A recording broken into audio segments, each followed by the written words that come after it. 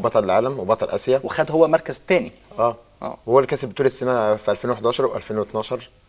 وعامه البطوله كلها كان فيها ابطال عالم عامه. طيب انت قدرت تتغلب على بطل العالم كذا مره وهو خد تاني وانت خدت اول، ليه الحماسه المره دي؟ ليه العزم انك انت تاخد بطوله سيناء السنه دي؟ اشمعنى؟ يمكن عشان مفكر فيها زيادة عن اللزوم المرة دي، وكل حاجة متاحة ليا. مستواي عالي قوي غير أي بطولة لعبتها. لا احنا برضو استكمالا لصديقي أيمن، دي صور بتعرض لنا يعني المشاهدين بيشوفوها من البطولة برضو اللي منعقدة، اللي كانت منعقدة في شهر إبريل. السبب دكتور أحمد لتركيز وارتفاع مستوى لا انا أيمن عايز بس في ما هذه عنديش البطولة؟ الحته اللي انت حضرتك سالت فيها ايمن. طب. واحنا قعدنا مع اللعيبه وقلنا لهم احنا عايزين نفرح شعب مصر في الفتره دي الحقيقه بشكل او باخر.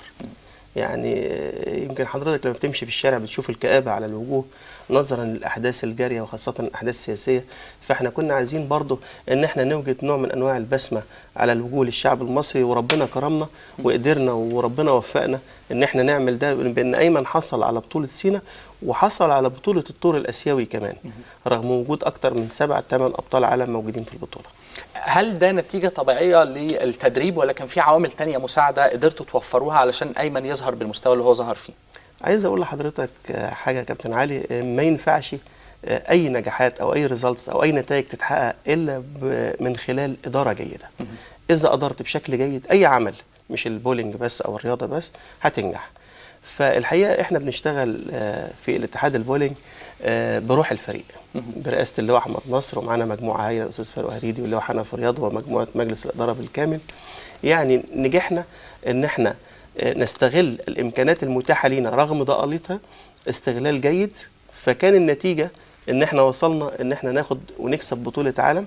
يعني انا بعتبرها بطوله عالم لما يبقى عندك 7 أو 8 لاعبين، منهم بطل امريكا تيم ماك الامريكي، يوسف فلاح البحريني، الدبيان القطر الكويتي، يعني ابطال عالم واخدين بطوله العالم، فكون ان ايمن يتميز عليهم، فالحقيقه احنا عاملين شغل كويس قوي اداري كان نتاجه ان انت حققت يعني مستوى فني رائع من خلال ايمن هاشم. احنا فعلا يعني كاعلام كمواطنين في الشارع بيقدروا تماما كل المجهودات اللي انتوا عملتوها علشان يجي واحد مصري ينتصر على كل ابطال العالم، والحمد لله ان هو يلعب البطوله دي في مصر وياخدها ويشرفنا.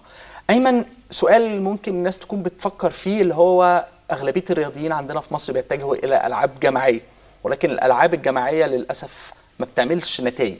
يعني كل ربع قرن لما فرقه الكره تعرف تاخد بطوله، ولكن بنشوف ابطالنا بقى في الالعاب الفرديه، سواء في المصارعه، في الشيش، في البولينج، في رفع الاثقال، كانوا برضو معانا هنا بيحققوا نتائج. انت كرياضي بيبقى ايه شعورك وانت بتعقد هذه المقارنه ما بين الالعاب الجماعيه والالعاب الفرديه؟ اولا بشكر CBC على استضافتنا النهارده، شرف لينا. وارجو منها برضو الاهتمام باي لعبه برياضه البولينج في اي بطوله، عشان ده هيزود يعني هيخلي فيه اهتمام باللعبه اكتر، زي كره القدم، زي اليد، زي السله. فهي مشكلتنا عندنا ان احنا مش الرياضه الاعلام مش مهتم برياضه البولينج، فعشان الناس كده الناس اكتر الناس واخداها هواه. فالناس لو خدتها احتراف اللعبه دي هتبقى حلوه جدا. هي عامه في اسيا رقم 1، ابطال العالم هم من اسيا. اي سفريه بره في بطوله عالم اسيويين او عرب هم اللي بياخدوها. فنفسي بس اسيويين او عرب اهتمام. العرب شاطرين في البولينج.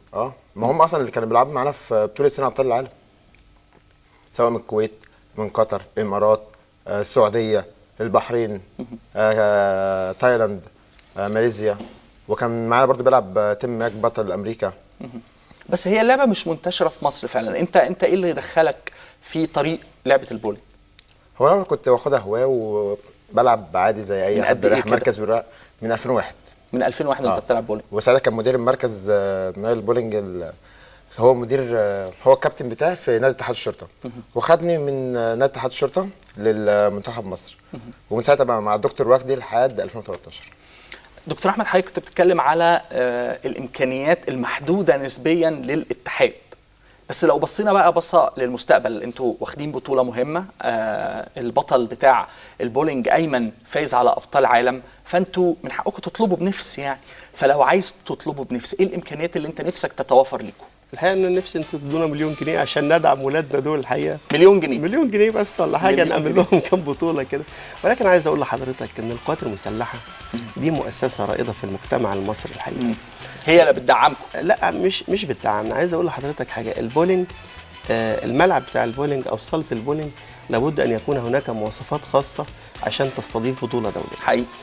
القوات المسلحه الحقيقه كان ليها الفضل انها عملت 22 مركز بولينج منتشرين في جميع انحاء الجمهوريه.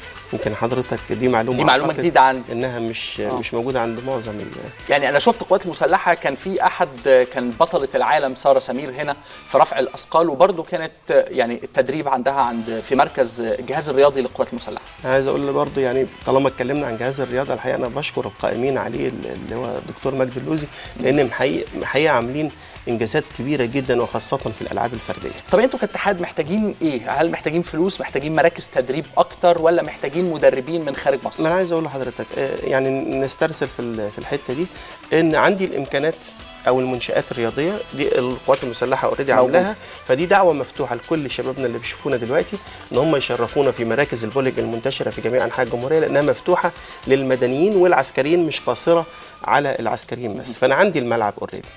عشان نقول بقى اولادنا اللي بيتميزوا وفي المنتخبات الوطنيه، احنا بنناشد وزاره الرياضه انها تدعم الاتحاد المصري للبولينج عشان اقدر اوفر لهم الاحتكاك الكافي. يمكن ايمن عشان يتميز ويبقى ليه تصنيف اسيوي عالي، وهو خد التصنيف الاسيوي الحقيقه الفتره دي، انه لازم يشارك في بطولات. طب انا هاخد اذا سمحت لي اخد كلمه اخيره منك يا ايمن، انت محتاج ايه علشان تكمل على المستوى ده وتاخد بطولات ثانيه؟ محتاج الاهتمام برياضه البولينج من جانب المسؤولين ليك انت من جانب الاعلام. لا عامه كلاعب، هو في كذا لاعب مصري يستاهلوا يبقوا ابطال عالم، مش انا بس، يعني انا في كذا لاعب مصري يستاهلوا ان هم يكونوا ابطال عالم.